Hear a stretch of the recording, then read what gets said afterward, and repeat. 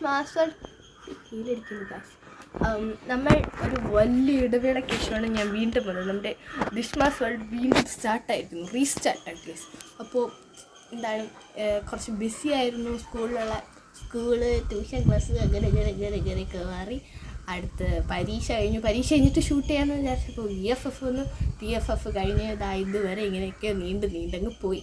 അടുത്ത് വീണ്ടും നമ്മൾ വന്നു. നമ്മുടെ വെക്കേഷൻ മൂഡ് ഓൺ ഗായ്സ്. വീണ്ടും നമ്മൾ ആക്റ്റീവായിരിക്കുന്നു. ഇന്ന് ഞാൻ വന്നതിൻ്റെ മെയിൻ കാര്യമെന്നാൽ ഞാൻ വീണ്ടും ഒരാളെയും കൂടെ അഡോപ്റ്റ് ചെയ്തു ഗൈസ്. ആരുടെ ഗസ് പണ്ണ മുടിയുമോ? ആരുടെ പറയട്ടെ, പട്ടികളല്ല, ഞാൻ ആദ്യമേ പറയാം, വേറൊരു ഫ്രണ്ട്. അവരെ കാണിക്കാനാണ് ഞാനിന്ന് വന്നത്. എടുത്തിട്ട് കുറേ ദിവസമായി, പക്ഷേ എടുക്കണമെന്ന് വിചാരിച്ചു. എക്സാം ടൈമിലാണ് കിട്ടിയത്. പിന്നെ എടുക്കണമെന്ന് വിചാരിച്ചു കുറേ നാളായി. ഇതുവരെ നീണ്ടു. ഇന്ന് നിങ്ങൾക്ക് കാണിച്ചു. അപ്പോൾ നമ്മൾ ആരാണെന്ന് ഇതുവരെ പറഞ്ഞിട്ടില്ല. അപ്പോൾ നമുക്ക് ആരാണ് കാണണ്ടേ? നിങ്ങൾ എക്സൈറ്റഡ് ആണോ? ഞാൻ എക്സൈറ്റഡ് അല്ല, കാരണം ഞാൻ നേരത്തെ കണ്ടല്ലോ, എനിക്കറിയാമല്ലോ ആരാണെന്ന്. അപ്പോൾ നമുക്ക് നേരെ കാണാം. പുതിയ ഫ്രണ്ട് വെരി ക്യൂട്ടാണ് ഗൈസ്. നിങ്ങൾ എക്സൈറ്റഡ് ആവും. നമ്മൾ കാണാൻ പോകുന്നൊരു ഹെഡ് വെയിറ്റ് ഉള്ള ഒരാളാണ്. അപ്പോൾ നമുക്ക് അങ്ങോട്ട് പോയി കാണണം. Look there.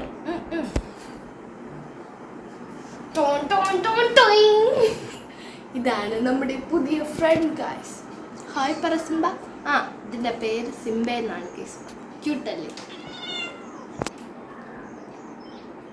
അപ്പോൾ ഗൈസ് എനിക്ക് ഇവനെ കിട്ടിയത് February 13th.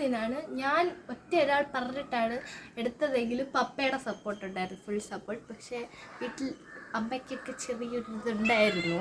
പക്ഷേ ഇപ്പോഴ് എന്നെ പോലും വേണ്ട ഗൈസ്. സിംബയെന്ന് രാവിലെ തൊട്ട് തുടങ്ങിയ സിംബ. എൻ്റെ പേരിപ്പോൾ വിളിക്കുന്ന കൂടിയില്ല. ഇപ്പോൾ എല്ലാവർക്കും ഇവനെ മതി ഗൈസ്. അപ്പോൾ February 13th മുതൽ ഇതുവരെ സിംബ എൻ്റെ കയ്യിലുണ്ടായിരുന്നു. ഉണ്ട്, നല്ല പാവമായതുകൊണ്ട് ഒരു ഉപദ്രവമില്ല, നല്ല കുട്ടിയാണ്.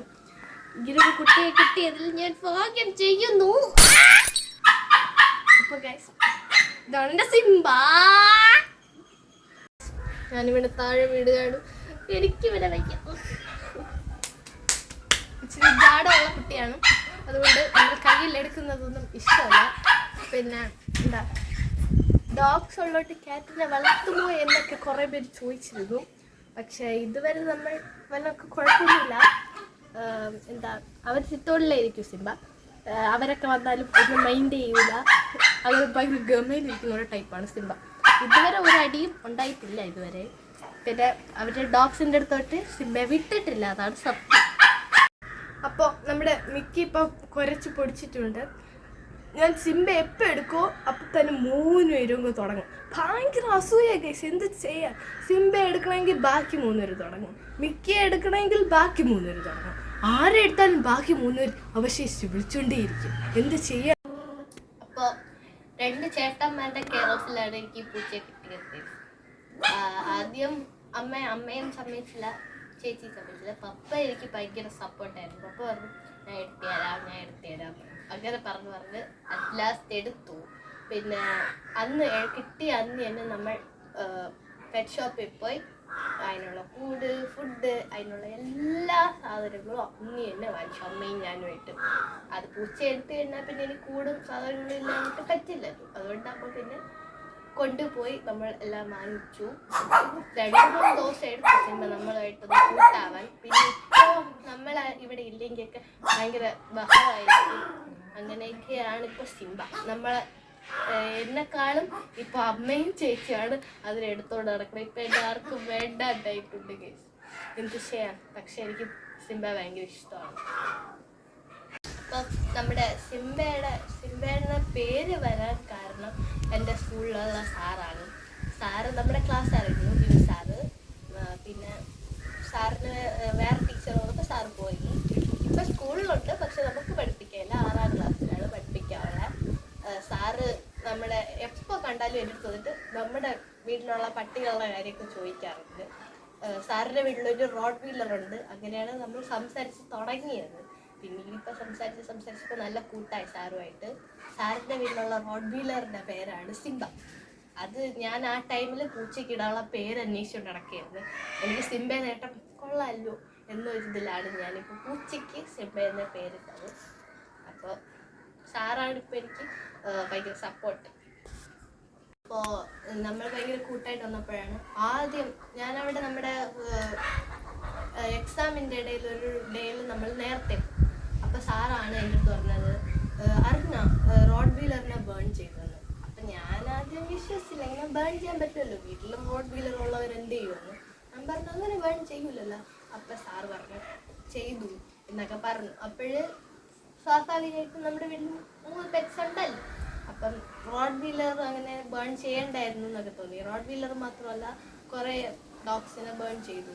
പിന്നീടാണ് ഒരു ഹാപ്പി ന്യൂസായിട്ട്, പെറ്റ്സ് ലവേഴ്സിന് ഹാപ്പി ന്യൂസായിട്ട് വന്നത്. പെറ്റ്സിനെ നമുക്കിനി എത്ര വേണേലും വളർത്താം, അത് നമ്മുടെ ബേൺ ചെയ്തത് റദ്ദാക്കി. അതോടെ ഇപ്പം